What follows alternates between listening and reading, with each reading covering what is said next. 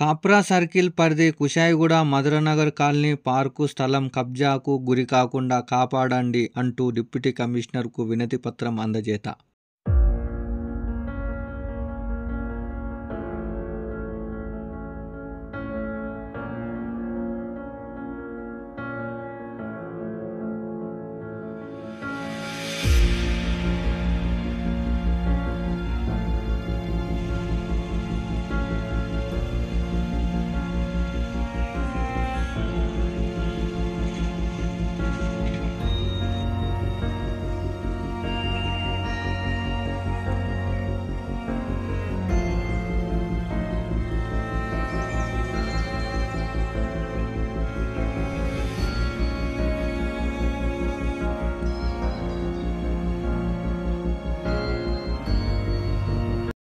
ఇది Kapra circle Cherlapally division పరిధిలోని చక్రిపురం మధురానగర్ కుటుంబాల ఆవేదన.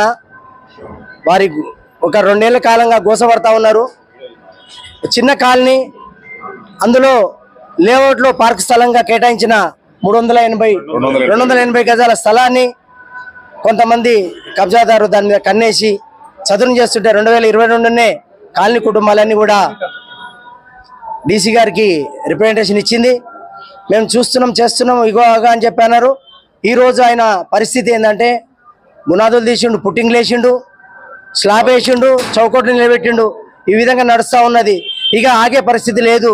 ఇక దయాదాక్షిణ్యుడు చేతులు పట్టుకుంటే పరిష్కారం కాదు అని చెప్పి కుటుంబాలన్నీ కూడా కదిలి రావడం, అక్కా చెల్లెళ్ళందరూ కూడా కదిలి వచ్చి మీరు స్పందిస్తారా లేదా, ఎవరైతే కబ్జా రాయల మీద చర్యలు తీసుకుంటారా లేదా అని డిమాండ్ చేస్తూ 1.5 గంటల పాటు సర్కిల్ కార్యాలయం ఎదురుగా ధర్నా కూర్చొని ఉన్నారు.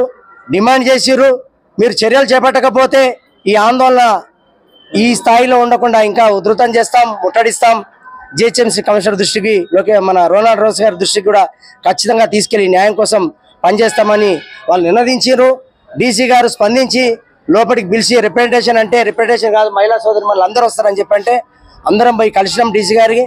ఖచ్చితంగా మీరు ఇమ్మీడియట్లీ పని ఆపాలని చెప్పంటే తప్పకుండా పని ఆపుతామని చెప్పి సిబ్బందిని వాళ్ళ టౌన్ ప్లానింగ్ వాళ్ళకు, యోగి ఇతరులకు కూడా చెప్పిండు.